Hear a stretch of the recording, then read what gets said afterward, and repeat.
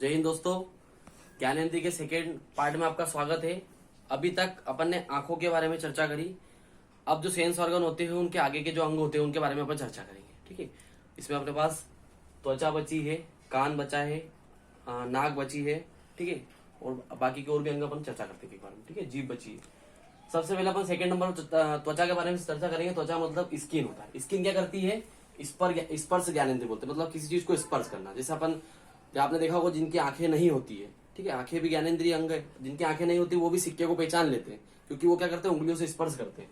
तो स्पर्श ज्ञानेंद्रिय होती है। ठीक है, ये शरीर का सबसे बड़ा क्या होती है? अंग। जैसे बोला जाए कि शरीर का सबसे बड़ा अंग क्या है, तो वो त्वचा होती है। और शरीर के अंदर सबसे बड़ा अंग क्या होता है? यकृत लिवर होता है। ठीक है, तो शरीर का सबसे बड़ा अंग क्या हो गया? त्वचा। त्वचा का जो अध्ययन होता है वो क्या होता है? डर्मिटोलॉजी। क्या होता है? डर्मिटोलॉजी। देखो, इसका अध्ययन कभी एग्जाम में पूछेगा तो आप कभी नहीं भूलोगे प्रजापति ट्री याद रखना बस केवल आप तो। ठीक है, आप देखते हैं गर्मी के मौसम में एडवर्टाइज आता है कि ठंडा ठंडा कूल, डर्मिकूल डर्मिकूल। ठीक है, तो डर्मिकूल अपन कहाँ पर लगाते हैं? जैसे बगल में लगाते हैं, साइड में लगाते हैं, त्वचा पे लगाते हैं। ठीक है, तो त्वचा पर क्या लगाते हैं अपन? डर्मिकूल। क्या लगाते हैं? डर्मिकूल। तो डर्मिकूल से क्या बन गया आपका? डर्मिटोलॉजी। किसी को कोई प्रॉब्लम नहीं आएगी नाम में। ठीक है, तो त्वचा का अध्ययन क्या हो गया? डर्मिटोलॉजी। ठीक है, बात करते हैं त्वचा का प्रमुख कार्य क्या होता है? शरीर के ताप को क्या करती है? नियंत्रण करती है। शरीर का टेम्परेचर जो होता है वो कितना होता है? 37 डिग्री सेंटीग्रेड। कितना होता है? 37 डिग्री सेंटीग्रेड।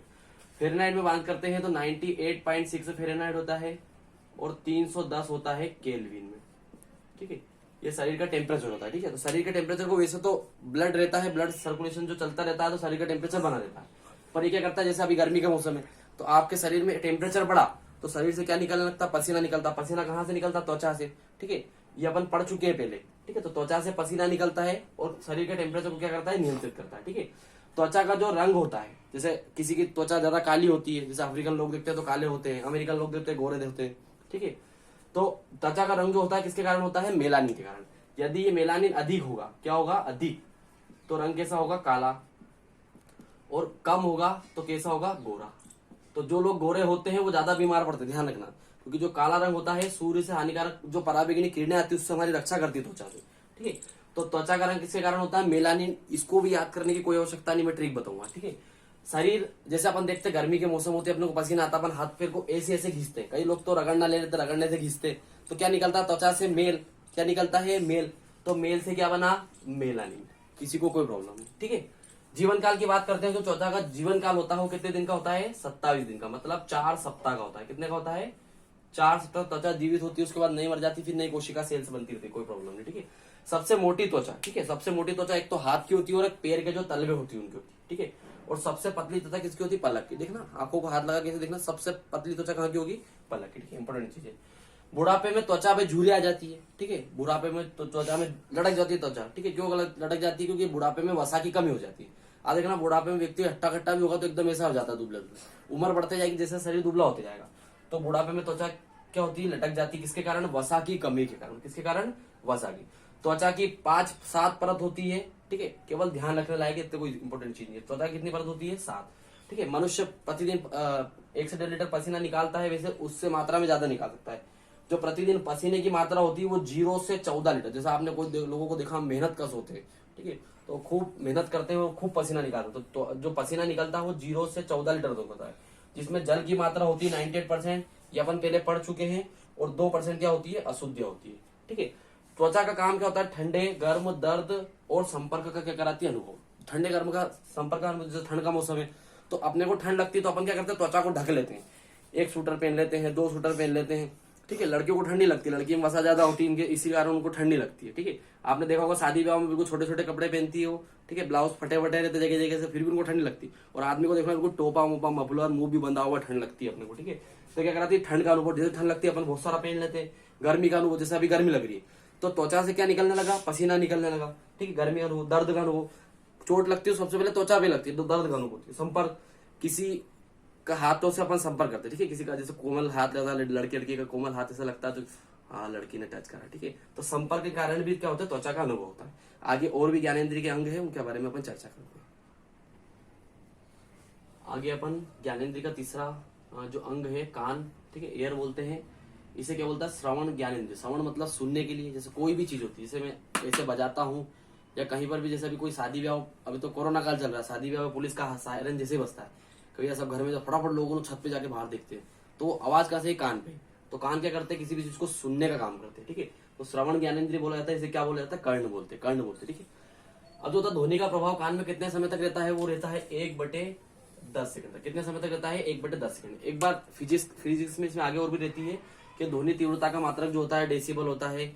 मनुष्य के लिए 45 डेसिबल तक अच्छे से सुन सकता है, 85 डेसिबल तक। मनुष्य यदि ज्यादा 85 डेसिबल की ध्वनि सुनेगा तो बेरा हो जाएगा, और यदि 145 से ऊपर ध्वनि सुन लेगा डेसिबल में तो इंसान क्या हो जाएगा? पागल हो जाएगा, उसकी मृत्यु भी हो सकती है, ठीक है। तो वो फिजिक्स का चैप्टर है, उसके अपन आगे चर्चा करेंगे, ठीक है। कान का चित्र होता है। कान के 3 भाग होते हैं। सबसे पहला भाग होता है भारी भाग, ठीक है। ये भारी भाग यहाँ तक होता है, कहाँ तक? यहाँ तक, ठीक है। फिर इसमें ड्रम भी आ जाता है, एयर ड्रम बोलते हैं इसको ना। एयर ड्रम मतलब कान का पर्दा, ठीक है। फिर 3 हड्डियां होती है जिसे मध्य कर्ण बोला जाता है, और एक ये स्नेल जो घोंगा होता है उसके कवच के समान एक आकृति होती है जिसमें एक द्रव भरा होता है, जिसे क्या बोला जाता है? कोकलिया बोला जाता है, ठीक है। तो अपन इनके एक एक अंग के बारे में चर्चा करते हैं, ठीक है। सबसे पहले अपन बाहरी कर्ण मतलब बाहर वाले हिस्से के बारे में बात करते हैं, ठीक है। ये वाला, ठीक है। इसका वैसे तो कोई काम नहीं होता है। ये सबसे पहली बात नरम हड्डी का बना होता है। अभी आपको पता है कोरोना काल में या तो एक व्यक्ति इसमें चश्मा वश्मा लगा के चकाचक घूमता है, या फिर मुंह की चड्डी पहन के घूमता है, ठीक है। यदि मुंह की चड्डी नहीं पहनोगे तो पुलिस वाले आपकी हड्डी तोड़ देंगे, ठीक है। बहुत जरूरी है पहनना, बहुत जरूरी, मास्क बहुत जरूरी है, सुरक्षा बहुत जरूरी, 2 गज की दूरी जरूरी, ठीक है। तो सरकार के नियमों को फॉलो करते चले, ठीक है। बात करते हैं बाह्य कर्ण। सबसे पहले ये किसका बना होता है? नरम हड्डी। नरम हड्डी मतलब मैंने आपको हड्डी के बारे में बताया था पहले, ठीक है। हड्डियां 2 प्रकार की होती है, एक होती है कड़क हड्डी और एक होती है नरम हड्डी। नरम हड्डी को क्या बोलते हैं? उपास्थि बोलते हैं। क्या बोलते हैं? उपास्थि या कार्टिलेज। तो कान किसके बने होते हैं? कार्टिलेज के बने होते हैं, नरम हड्डी के बने होते हैं। ये क्या करते हैं? ध्वनि तरंगों को क्या करते हैं? एकत्रित। अब जैसे कोई माइक होता है तो माइक में आवाज तो पूरे एरिया में गूंज रही है, तो उस आवाज को क्या करता है? पूरा एकत्रित करके छोटे से हिस्से के सीधे एकत्रित करके कहाँ डालता है? कान में डालता है, ठीक है। तो क्या करता है? ध्वनि तरंगों को सारी जितनी इधर उधर घूम रही है सबको क्या करता है? एकत्रित करके कान में डालता है। कान के अंदर बालों का एक झुंड होता है जो क्या करता है? हमारी धूल से रक्षा करता है, ठीक है। धूल से रक्षा करता है, कीड़े वगैरह घुस जाए तो उससे रक्षा करता है, ठीक है।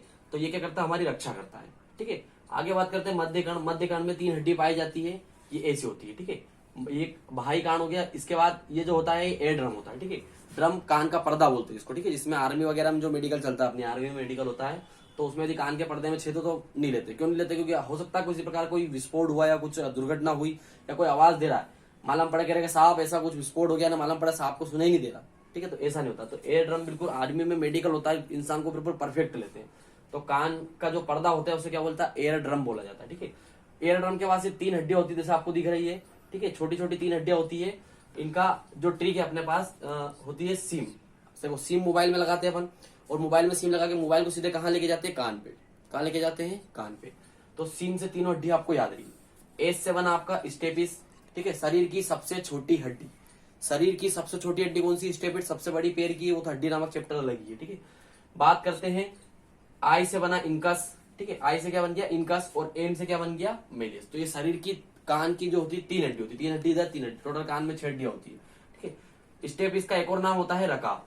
ये क्या बोलता है? रकाब। इनकस का एक और नाम होता है अहरन। क्या नाम होता है? अहरन। और मेलियस का एक और नाम क्या होता है? हथौड़ा। हथौड़ा नामक हड्डी बोलते हैं इसको। कभी कभी हो सकता है एग्जाम में क्वेश्चन पूछ ले, क्योंकि एनसीईआरटी बुक में दिया था कि मेलियस को हथौड़ा बोलते हैं, इसलिए मैंने आपको उचित समझा तो मैंने आपको समझा दिया, ठीक है। शरीर की सबसे छोटी हड्डी को स्टेपिस। शरीर की सबसे छोटी मांसपेशियां, शरीर की सबसे छोटी मांसपेशियां भी यहीं पर उपस्थित होती है। इसका नाम क्या है? स्टेपेडियस। क्या है? स्टेपेडियस। शरीर की सबसे छोटी मांसपेशियां, सबसे छोटी हड्डी भी यहीं पर और सबसे बड़ी छोटी मांसपेशियां भी यहीं पर। आगे बात करते हैं अपन अंतकण। अंतकण ये आपको स्नेल के घोंघे जैसा दिखाई दे रहा है, इसे अंतकण बोलते हैं। और इसमें एक द्रव भरा होता है, ठीक है। ऐसा ऐसा रहता है गोल गोल, इसमें एक द्रव भरा जाता है, ठीक है। द्रव क्या होता है? जैसे अपन किसी भी चीज को, पत्थर को लेते हैं पानी में फेंकते हैं, जैसे अपन, या फिर यहाँ पर साउंड चल जाएंगे, साउंड थोड़ी देर बाद रुक जाएगा, पर पानी में अपन पत्थर को मारेंगे तो वो जो उसकी तरंगे होगी, ठीक है, वो तरंगे लंबे समय तक जाती है, ठीक है। तो जो कोक्लिया में एक द्रव भरा होता है तो क्या करता है? पर्दे में जैसे ध्वनि जाती है, ये ड्रम हिलता है, ड्रम से ये तीनों हड्डियां ऐसे एक के ऊपर एक ज्वाइंट रहती है, ये हड्डियां हिलती है एक दूसरे को। जैसे अपन ने पुरानी पिक्चरों में देखते थे, वो ड्रम बजाते थे और पेड़ से भी ड्रम बजाते थे, तो पेड़ से ड्रम बजाते तो नीचे से वो ड्रम ऐसे करके वो ठोकता था, तो वो हड्डियां तीनों ऐसे चलती है। ये ड्रम इन हड्डियों को हिलाता है और इन हड्डियों से क्या हिलती है? कोकली हिलती है, ठीक है। कोकलिया हिलती है और कोकलिया में एक द्रव भरा होता है, तो जिसको तरंग धैर्य को ज्यादा उत्पन्न करता है, ध्वनि के साउंड को तेज करता है, ठीक है। ये जो कान का मुख्य अंग होता है, कोकलिया क्या होता है? कान का मुख्य अंग होता है, जिससे ध्वनि उस मतलब मस्तिष्क तक पहुंचती है, ठीक है। ये कैसे दिखाई देता है? घोंघे कवच जैसा दिखाई देता है। मस्तिष्क से मात्र 2 सेंटीमीटर की दूरी पर होता है। कान देखो, कान अंदर तक फैला हुआ और मस्तिष्क के बिल्कुल पास में चले जाता है। तो कान से कितनी सेंटीमीटर की दूरी पर? 2 सेंटीमीटर। जो कान होता है इसमें लगभग 30,000 तंत्रिकाएं, कोशिकाएं होती है जो बिल्कुल सक्रिय होती है। ये क्या करती है, जो भी चीज सुनती है उस चीज को क्या करती थी, आगे फॉरवर्ड कर देती है। ठीक है, तो कान में किसी प्रकार कोई समस्या नहीं, आगे अपन इसमें और चर्चा करते हैं। चौथा सेंस आर्गन और पांचवें सेंस आर्गन के बारे में देखते हैं अपन। सेंस आर्गन ने आपको 5 प्रकार के बताए थे। नेक्स्ट सेंस आर्गन है जीभ। ठीक है, जीभ बोलते हैं बहुत चटपटी होती है, हर चीज का स्वाद, स्वाद के लिए किसका स्वाद, ज्ञानेंद्रिय होती है। ठीक है, स्वाद होती है, मैंने आपको पाचन तंत्र में इसके बारे में विस्तार से चर्चा बताई है। ठीक है, जीभ क्या करती है, स्वाद का अनुभव करवाती है। आपको यदि देखना है जीभ के बारे में विस्तार चर्चा करनी तो नीचे लिंक दी हुई, लिंक आप सर्च कर सकते हो। ठीक है, पाचन तंत्र में। नेक्स्ट अपन बात करते हैं नाक। ठीक है, नाक को अपन एक चीज समझते हैं, नाक का प्रमुख कार्य क्या होता है, गंध ज्ञानेंद्रिय बोलते हैं। क्या बोलते हैं उसको, गंध ज्ञानेंद्रिय या घ्राण ज्ञानेंद्रिय बोलते हैं। ठीक है, आपने देखा होगा कि इंसान की नाक तो ठीक है, जो कुत्ते होते हैं, ठीक है, जैसे आर्मी और पुलिस में जो लगते हैं कुत्ते वगैरह होते हैं, तो कुत्ते की नाक बहुत तेज होती है। उसकी नाक जो लगभग 10,000 मतलब जो खुशबू होती है अलग अलग, उनको अलग अलग करके सूंघ सकती है। ठीक है, तो कुत्ते की नाक बहुत तेज होती है, इसलिए देखा कि चोर को पकड़ने में, आतंकवादी को पकड़ने में कुत्ते का उपयोग करती सेना और पुलिस करती आई है। ठीक है, तो नाक के बारे में अपन चर्चा करते हैं। ठीक है, ये क्या करती है, नाक में सबसे पहले जैसे यहाँ चलते हैं, सबसे पहले क्या पाए जाते हैं, बाल पाए जाते हैं। बालों को गुच्छा पाया जाता है, जो क्या करता है, धूल कणों से हमारी रक्षा करता है। ठीक है, धूल कणों या किसी भी प्रकार की गंध वगैरह आ रही है तो गंध थोड़े समय तक ही अपनी नाक में सीमित रहे, वो गंध थोड़े समय बाद नष्ट हो जाए टुकड़ी, तो ये ज्यादा गंध को अंदर जाने नहीं देता। ठीक है, जैसे सल्फ्यूरिक एसिड वगैरह की गैस आती है तो बदबू मारती है बहुत बेकार। फिर नेक्स्ट बात करते हैं, आपने देखा होगा कि लड़कियां होती है जिनके नाखून बड़े बड़े होते हैं। ठीक है, तो बहुत सारे प्रयोग करती लड़कियां। सबसे पहले तो एक कान खुजारने में काम आता है नाखून। ठीक है, एक कई बार आप लोगों ने देखा कि नाक में यूं उंगली करते हैं लोग और यूं यूं करके फेंकते रहते हैं। ठीक है, तो वो जो चिपचिपा पदार्थ होता है उसे क्या बोलते हैं, म्यूकस बोलते हैं। क्या बोलते हैं, म्यूकस। तो ये नाक में पाया जाता है। जब कभी आपको सर्दी बढ़ जाती है तो अपन यूं करके नाक छिनक देते हैं, तो सारा म्यूकस क्या निकल जाता है, बाहर निकल जाता है, शरीर में बनता रहता है। निकालोगे तो बनेगा। ठीक है, निकालोगे तो बनेगा। नेक्स्ट बात करते हैं, नाक का जो प्रमुख कार्य होता है क्या होता है, गंध। जैसे किसी भी चीज, फूलों की खुशबू ले लो तो अपन लंबी से यहाँ सांस लेते हैं, और जहां पर कहीं बदबू आने लगती है या फिर किसी ने पोटी वगैरह करी तो आप नाक दबा के वहां धीरे से निकल जाते हो। ठीक है, तो गंध क्या करती है, नाक सुगंध भी ग्रहण करती है और क्या करती है, गंध। गंध के समय अपन मुंह दबा लेते हैं। ठीक है, तो सबसे पहले बाल क्या करते हैं, धूल के कणों को रोक लेते हैं। म्यूकस चिपचिपा पदार्थ होता है, धूल के कण जो बसते हैं वो सीधे कहां पर जाके तक जाते हैं, म्यूकस पे। ठीक है, म्यूकस के बाद नेक्स्ट बात करते हैं गंध। नाक जो होती है गंध का काम करती है, सुगंध और गंध का। नाक के आगे जो चलते हैं यहाँ से यहाँ, ठीक है, तो जो ये घ्राण तंत्रिका होती है जो क्या करती है कि किसी प्रकार की खुशबू है या बदबू है, ये तंत्रिका लगभग 20 मिलियन तक होती है। कितनी, 1 करोड़ तक होती है। कितनी होती है, लगभग 1 करोड़ तक। ये क्या करती है कि आपकी जो आपने किसी चीज को अच्छी ग्रहण करी, बुरी ग्रहण करी, या परफ्यूम है या गंदगी है, तो वो खींचते अपन तो सीधे वो कहां तक जाती है, मस्तिष्क तक। ठीक है, तो ये अपना ज्ञानेंद्रिय नामक चैप्टर कंप्लीट होता है। यदि किसी प्रकार की कोई समस्या हो तो आप मुझे कमेंट कर पूछ सकते हैं। जय हिंद।